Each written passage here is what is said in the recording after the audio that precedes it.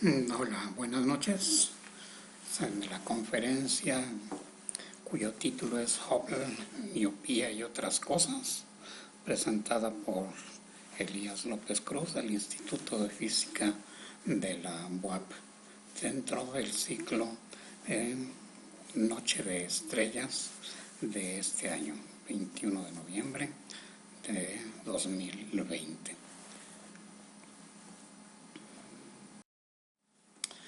Bueno, esta es una imagen típica obtenida con el telescopio Hubble, y esta se publicó, se hizo muy famosa porque fue tomada cuando el telescopio tenía 20 años desde que había sido lanzado al espacio. Es una de las fotos más famosas que hay tomadas con ese telescopio. Bueno, el lanzamiento de este telescopio espacial Hubble fue en abril de 1990 y fue la fecha importante porque se inauguraba un nuevo tipo de telescopios. Normalmente los telescopios se ponen en algún lugar que esté más o menos alto, libre de la luz del alumbrado público lo más posible, que no haya demasiada nubosidad y algunas otras precauciones que se buscan. Además de que debe estar completamente fijo en el piso para que se pueda hacer observaciones sin que interfiera un movimiento, porque por mínimo, muy pequeño que sea, afecta mucho a la percepción del objeto que se esté observando. Bueno, pues por primera vez se tenía un nuevo telescopio. Iba a estar fuera de la atmósfera, con lo cual se iba a evitar interferencia de nubes, de la lluvia, de la luz solar. Es decir, ahora se va a poder estar observando no nada más de noche, sino a cualquier hora del día, y también algunos otros impedimentos. Ya había habido algunos otros intentos de tener alguna especie de objeto para hacer observaciones desde lejos, y pues uno de ellos serían los largavistas o estos telescopios para observar objetos terrestres, por ejemplo en un globo aerostático o en el Zeppelin o en algún avión, helicóptero, etc. Bueno, sin embargo, algún instrumento que tuviera mayor valor científico, pues no había sido lanzado, sino hasta que llegó la oportunidad del telescopio Hubble. Hay una cierta cantidad de detalles que uno puede encontrar, por ejemplo, en la Wikipedia. Aquí hay algunos de los datos importantes.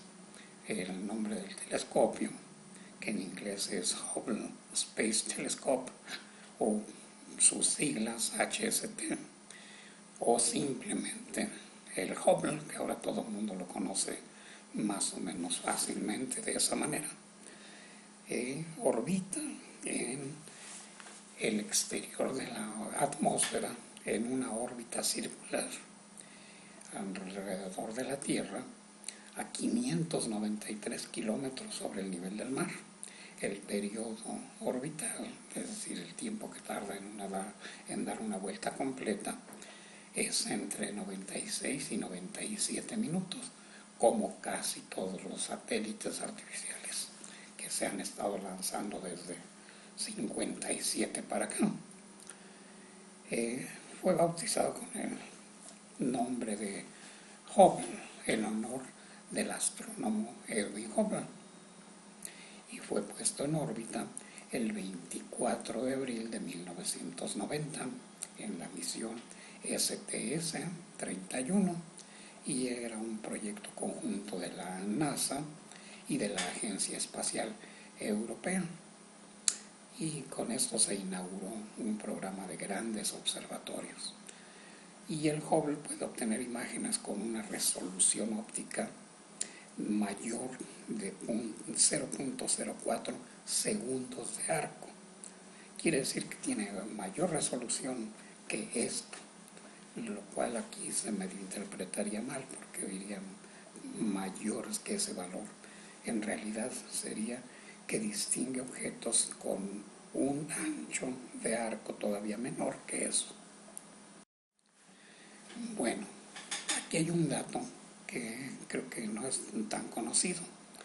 Resulta que quien aparentemente dio la primera idea acerca del telescopio Hubble es esta señora, la doctora Nancy Roman. Se le conoce como la madre del Hubble. Fue la primera directora de la NASA. Ha habido muchos directores, pero mujeres, esa es la primera directora de la NASA. Y entonces pues se conoce ahora como la madre del Hubble.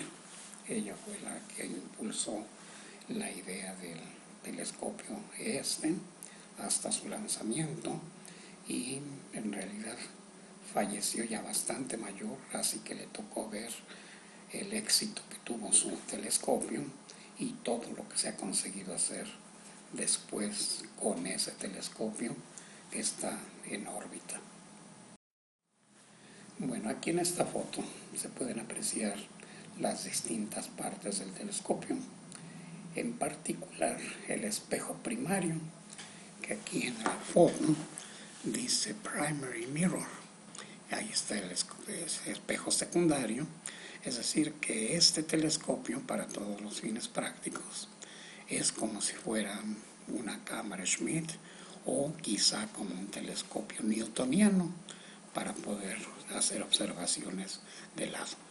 Lo que aparentemente sucede es que es un telescopio tipo Schmidt, es decir, el espejo primario tiene un hueco en el centro por donde pasa la luz una vez que se refleja en el secundario y se recoge en la parte de abajo con una cámara, con espectrógrafos, etcétera, etcétera. Bueno, ya este es más o menos la forma que tiene, con sus paneles solares para tener la energía eléctrica suficiente para el funcionamiento de los distintos equipos y para que también se pueda maniobrar, orientar para un lado o para otro al telescopio dependiendo de las observaciones que se quieran llevar a cabo. Bueno, y aquí surgió una primera sorpresa desagradable. De las primeras fotos que se tomaron se encontró, por ejemplo, la foto de la izquierda, que estaba completamente fuera de foco y que no había manera de arreglarlo. Entonces se llegó a la conclusión de que tenía un problema de enfoque parecido a la miopía, es decir, que pues no podía enfocarse, es decir, que el espejo tenía una curvatura con algún defecto. Y entonces se tuvo que ingeniar alguna manera de arreglarlo. Incluso en algunos lados se anunció como que, por ejemplo, este encabezado que apareció en un periódico, de el día que le pusieron gafas de miope al Hubble. Aquí, en cierto modo, la naturaleza no actuó como normalmente le hacen. Si algún ser tiene algún defecto, pues la naturaleza se deshace de él. Nosotros como humanidad, lo que se hizo fue encontrarle alguna manera de corregirle, y entonces se le pusieron gafas de miope al Hubble, y una vez que se pusieron esas gafas se obtuvieron imágenes como la que está a la derecha. Bueno, quise poner algunas cosas raras que aparecen, y en realidad esas cosas raras se refieren a algunos accidentes que han sucedido. casi siempre en cualquier desarrollo científico, algún proyecto de investigación, algo sale mal. Y entonces esto conduce a alguna publicación. Si la cosa salió bien, pues qué bueno, para anunciar que hubo un éxito. Y si salió mal, para evitar que alguien siga ese mismo camino que lo lleva al fracaso.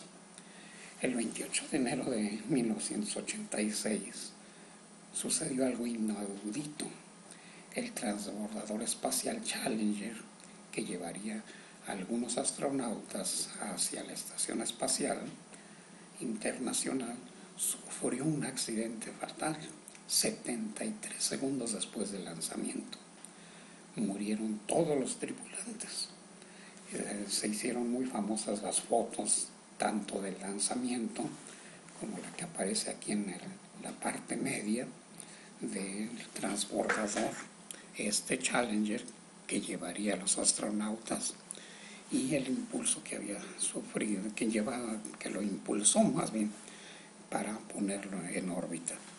Y 1 minuto y 13 segundos después estalló como se ve en la figura de la derecha, y pues se destruyó completamente. Lo que se supo mucho tiempo después es que la cápsula en la que iban todos los tripulantes, los astronautas estos, fue lo único que se salvó, es decir, no estalló. Sin embargo, como cayó desde una altura bastante grande, pese a que cayó en el mar, pues me imagino que el impacto los mató completamente a todos los tripulantes. Bueno, tiempo después se hizo un análisis post-mortem de ese accidente, y Feynman, que fue un científico al que le pidieron que auxiliara en las investigaciones, llegó a la conclusión de que en realidad ese accidente fue casi provocado por una exigencia del presidente de los Estados Unidos de ese momento, que era Reagan. Él quería tener la posibilidad de que en su informe a la nación, o como lo llaman los gringos, State of the Union, quería hacer una llamada en vivo a los astronautas que se encontraban ya en la estación espacial. Para eso pues era necesario que se lanzara ese Challenger en un momento en que en realidad había advertencias de que era peligroso hacerlo, porque el tiempo estaba mal y porque había un problema con las distintas etapas que formaban el cohete que iba a llevar el transbordador, porque había unos aros, sellos de plástico, de hule más bien, que sellaban una etapa con la otra, y algunos de ellos tenían problemas. Eso se vio mucho después analizando videos de la torre de lanzamiento, pero en el momento pues no. La compañía que hacía esos aros sellos era la compañía Thiokol. Ella hizo algunas advertencias, pero las hicieron a un lado por estas exigencias de que quería llevarse a cabo ya ese lanzamiento. Y bueno, pues ya todo el mundo sabe qué fue lo que pasó.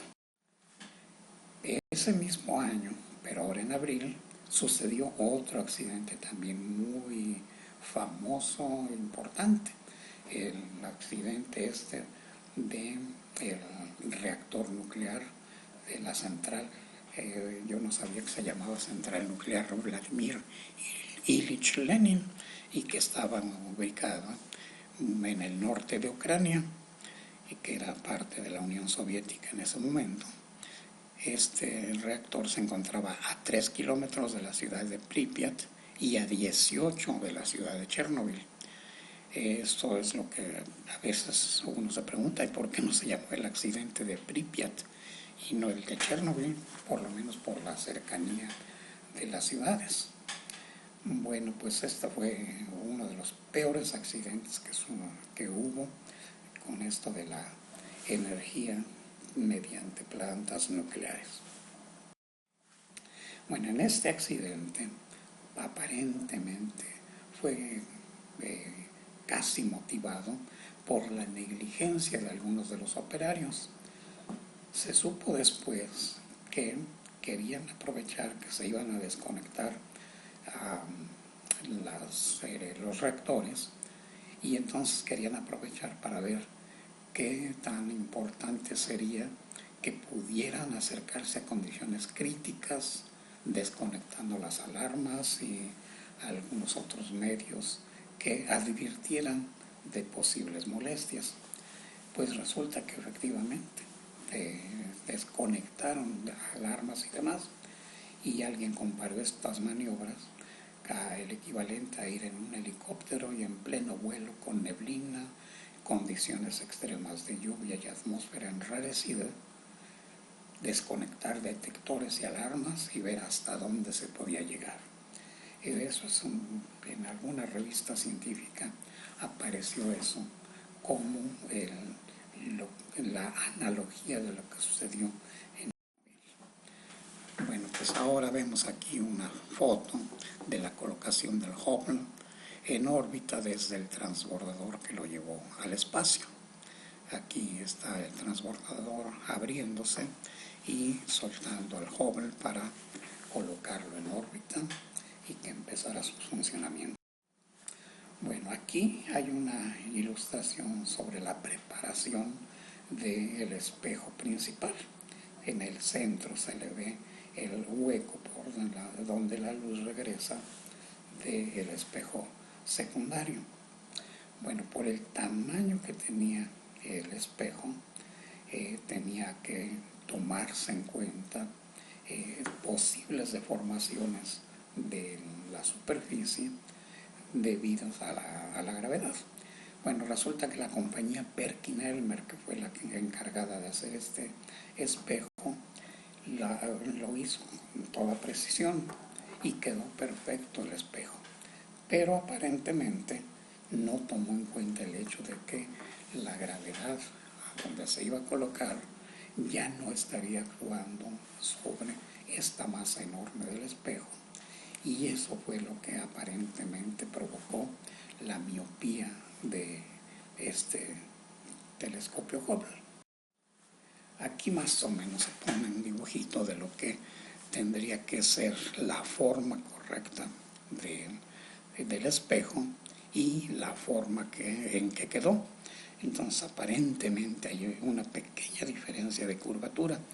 Aquí en este dibujo está completamente exagerada. En realidad ahí abajito marca que son 4 micras la diferencia en la forma en el extremo del espejo. 4 micras significa 4 millonésimas de metro la diferencia.